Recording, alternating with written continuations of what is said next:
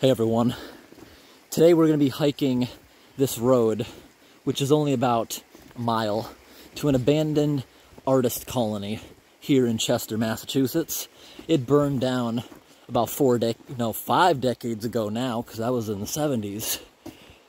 Anyways, the only remnants is many concrete and cinder block foundations, and there's an in-ground pool that still holds a good amount of water. And there's also a giant clock tower, and a giant frog just went hopping across the trail and down the hill.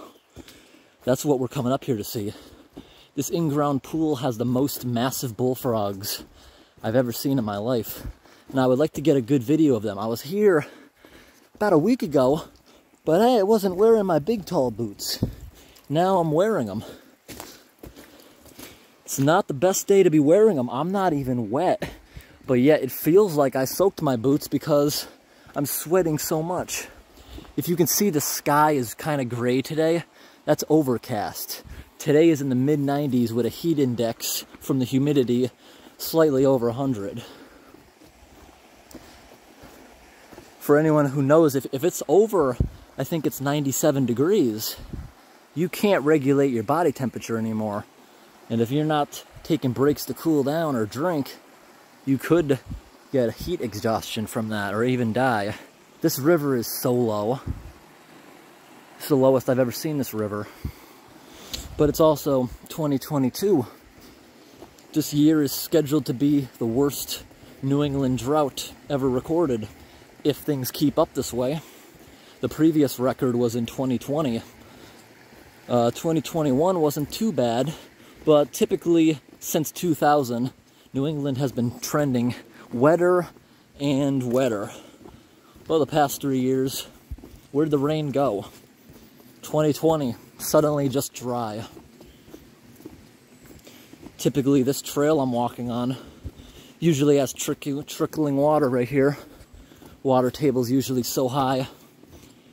Almost every single small stream in the area is now no longer flowing because the water table has dropped so much. If the water table drops anymore, moderate-sized rivers like this will probably start drying up. It's good to see there's a little bit of trickling here. So basically the only rain we've had this year is a nuisance rain. It doesn't help anything.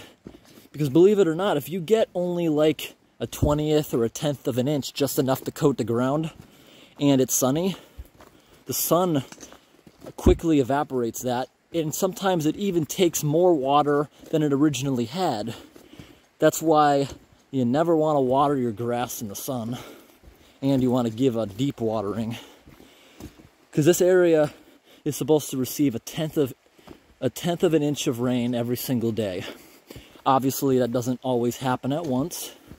It's usually rains a few times a week, half an inch or a week. That's what we're supposed to get. I'm going to show you up here a little stream that's completely dried up. Every little stream in the area has since dried up. There's a pretty cool square metal culvert up here. This culvert's obviously out of service a long time. People jammed railroad ties there because the ground probably started sinking from it rotting or rusting out. This swamp right here is all dried up. Another junky culvert. Right here, I believe, is the square culvert, potentially.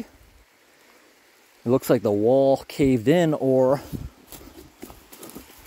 where exactly does that come out? Let's find the culvert. It's been about 2 years since I last explored.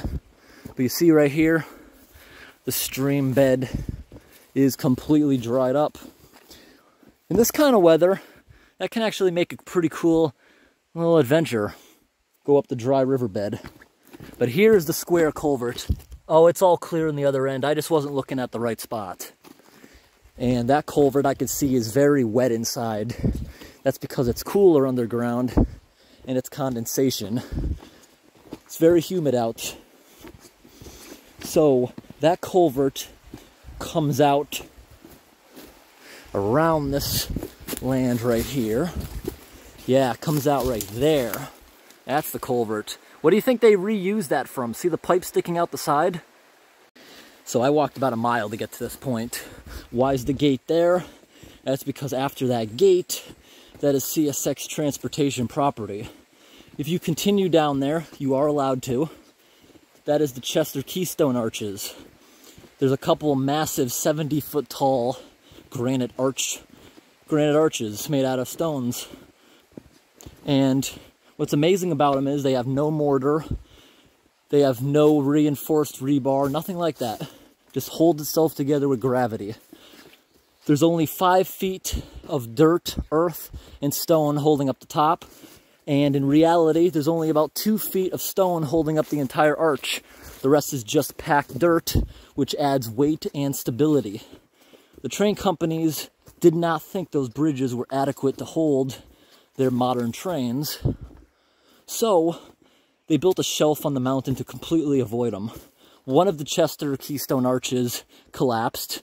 2 of the 70-footers are still standing.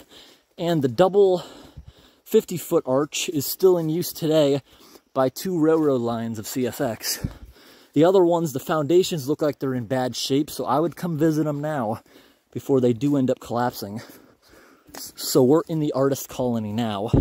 I've already heard bullfrogs in our destination. This right here was a giant clock tower, and there was a fireplace in there to heat the building. That used to be attached to it. This is one of the coolest frog pines I've seen in a while. Just coming here, approaching the edge, a bunch of frogs just took cover.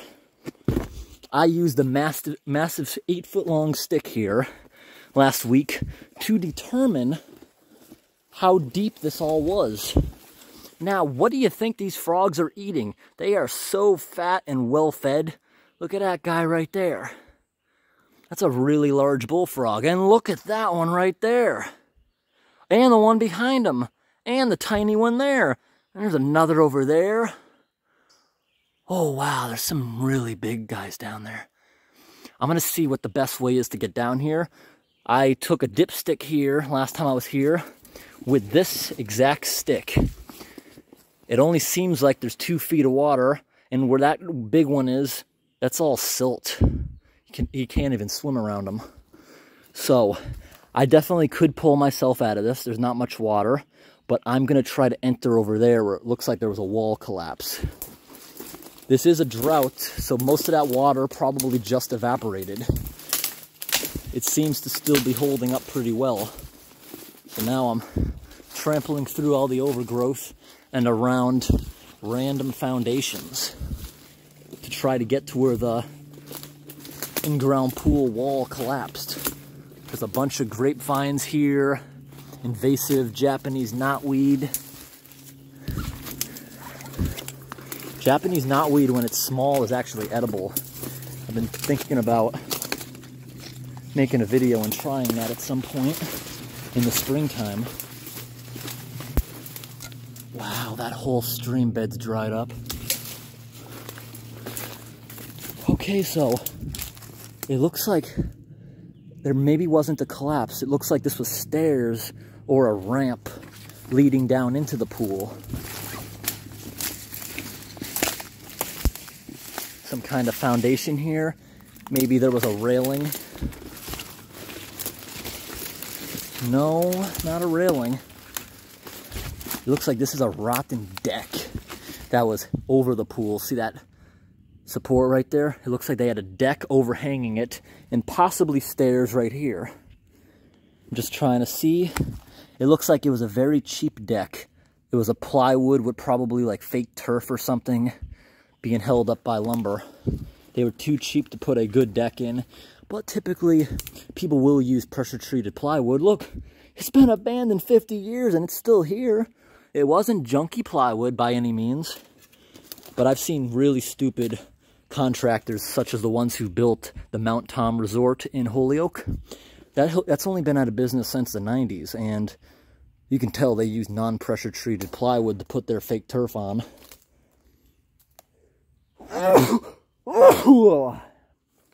But see how that metal pole there swerves in? Someone may have just bent it, but to me it looks like there was a deck and maybe stairs.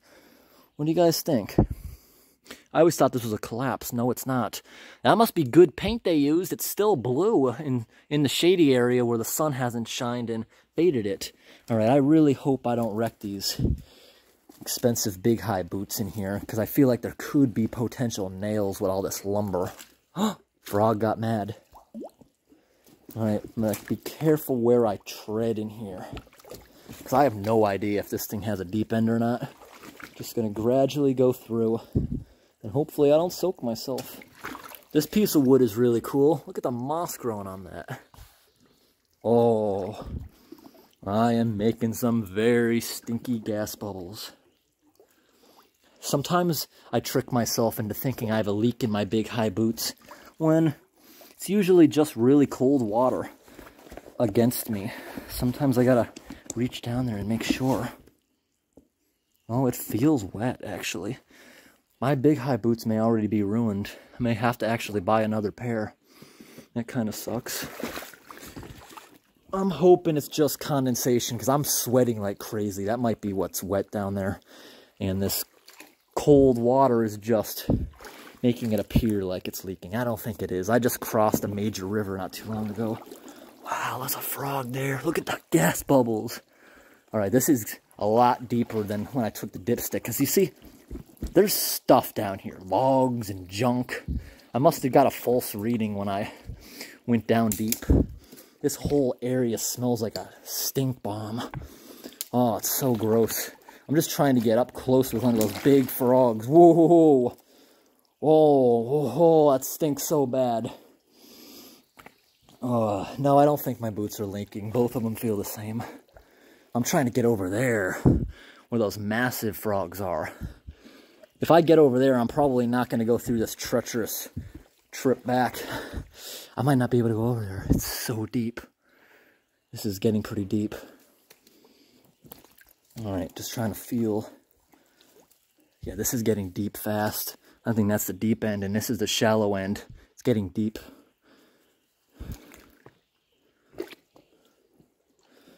All right, we're going to go along this edge. Maybe there's a gigantic frog we can check out over there. Then we'll stick the tripod down over there, up close and personal with them. I can extend this thing up to about 6 feet, 8 feet with my arms. Trying to get out of here without slipping. This wood has got to be pressure treated very well. There's so many slippery boards under the water I'm on. There's like an entire collapsed deck under here. I'm treading, putting pressure down very low, because these boots, unlike my black rubber boots, do not have metal soles. So I'm getting a nail in the foot if there is one. There's a pretty moderate sized frog. What's this slime growing all over this aspen log? Looking around, trying to find, because these bullfrogs, they blend in perfectly. They can actually adjust their color slightly to their surroundings. I think most of them would be over there, the sunny area. Brings back memories. When I was little, I used to find pools all the time with many, many frogs. Not man-made pools like this, but in recent years, I haven't been seeing such large frogs. Okay, we're going to try heading out a little bit again. I can feel I'm definitely down on concrete. This pool has a very steep descent. Very steep coming down here. Oh, wow, look how cute this frog is, so small. This is called duckweed. It's like a series of tons and tons of tiny lily pads. Some people don't like it. It's very invasive if you're trying to not have it, but I think it looks beautiful. It shades your pond, keeps it nice and healthy. Frogs love it for camouflage. It's actually able to keep him afloat. Oh, it's still a froglet. It's got a tail from when it was a tadpole. It never lost it. That guy's cute. And fast, now that he got up onto the log. It's a baby froglet. It looks like a wood frog to me. Cute. We'll leave that guy alone. Oh, there's a bunch of them. There's a couple of these guys around here. Though they're probably going to become food for the others. I thought these frogs may have been trapped in here when I first came a week ago for a visit, but no, I can clearly see if this ever dried up, they could get out of here. Look at it, there's red there. This looks like it was a wild colored pool in this artist colony. All right, it's a good thing I didn't try lowering myself down over there. I probably most definitely would have had the strength to pull myself back up with that metal bar, but we're gonna go over there now. As soon as I get out of here, I'm down on concrete right now. Okay, so right here, the water's only 6 inches. Here, it rapidly dips at a steep angle. I wonder if it's like a little ramp and it smooths back out, but definitely too deep for my big high boots. Because once I started approaching up here near the top, I knew it wasn't the best thing to do. I'm being careful going over this rotten lumber. Don't want to get a nail in the foot. Going back through all the knotweed. All my clothing sprayed with permethrin spray, so I don't think many ticks want me.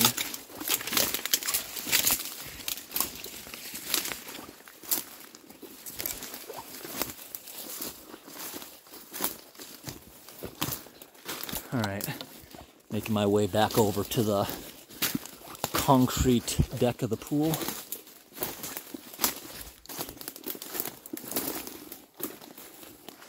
Oh wow, maybe we can get up close to that massive frog. What do you think he's been eating, guys? Other frogs?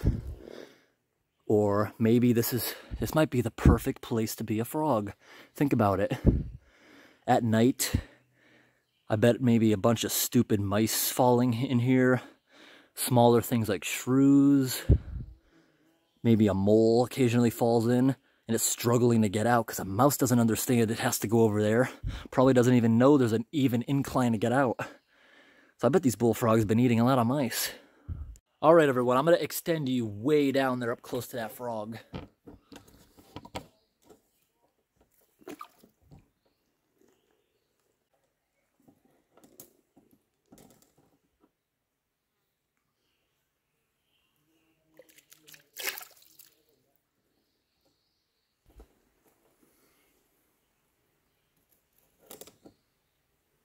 That one's huge. I'm gonna try bending over the pool a little bit. Oh, moving. Oh. Wow, that guy's fast. You know, for the past 8 years of being on YouTube, I've used the same tripod made by SAKRP. TRL2 is the model. I've tried buying many other ones. I like this one the best. It's definitely vintage, at least from the 90s. I think it's the most stable for its weight and other things. It's very easy to extend, even though it's got many broken parts. I keep making it last. I love this thing. So that frog, it moved so fast as if I was a predator coming to eat it. Oh, there he goes again, real fast. And he did a big cry. The frogs are big. I'm pretty sure this guy knows I'm following him now. Watch, I bet he's gonna be very eager to get out of here. Oh, yep. He just dove under. He ain't even moving this time. I don't know where he is. But frogs can hold their breath for a long time if he's very intimidated. There's another gigantic frog right there. Huge. This is like the best spot I've ever found for frogs. Think about it. I do believe what I just said a few minutes ago is probably the case. Small animals fall in here and they can't get out. So they get eaten by the frogs. This is the perfect frog feeding trap. Literally is. I bet a lot of mice accidentally fall in here, probably even thinking this plant is a false bottom. I think a chipmunk would be a bit too big, but mice, these guys will definitely eat that. Or other similar things such as moles, shrews, might be a little bit too big. Yep. All right. I gotta get all this duckweed off me now. I'll wash that off once I get to some big puddles I found on the roadway.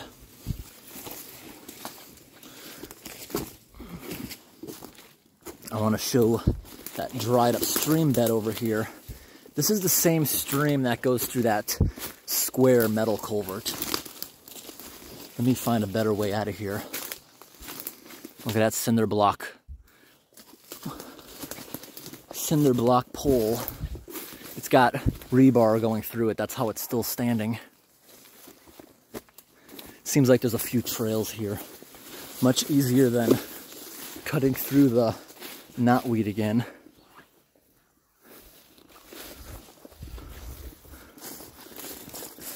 Some truck has recently been down here. Everything's pushed over.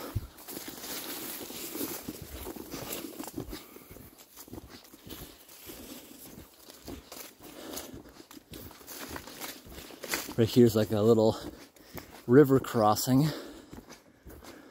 I bet there used to be a culvert or a bridge here back when the artist colony was open. But take a look at this. Look at all those rocks. You can tell those were all deposited there during a massive storm. A massive storm that 100% that tiny square culvert definitely couldn't have handled. Got very recent tire tracks. Someone was here probably in the last few days. When it's this humid out, it's cool. A lot of different rocks. The ones that aren't very porous, they just sweat like crazy. Look at this tree. It loves the water, doesn't it? It grew right here with all its roots. See all the roots are kind of damaged from rocks being thrown over it. It looks like typically this would be a gigantic plunge pool. Oh, wow. There's the culvert. It's an old-fashioned ironed culvert. So it comes out somewhere around there, many feet down and buried. Look at the size of this riverbed. That thing's definitely undersized. Whoa. Let's check it out. What do you guys think? Potentially, could that be a second culvert right there? Let's see. Could be. Looks like it goes in. Potentially. There's definitely one culvert here. If it's just the one culvert, it's 100% undersized. It doesn't look like anything comes out of it. And it looks like typically that would be almost completely underwater because this plunge pool would fill up. Nice natural plunge pool. And I'm going to follow this down a little bit. This will get me back down to the access road and we can call it a day. What's this pile of stuff? Is this possibly an old well for water? I see a gigantic metal tank right there.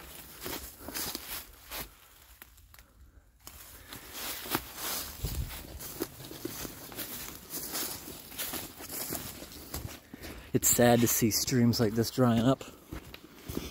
All the years I've been here in the past, it's never been like this.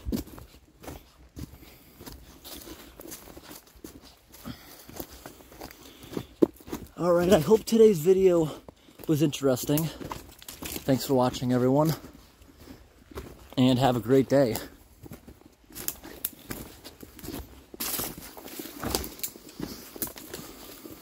Sand deposited everywhere.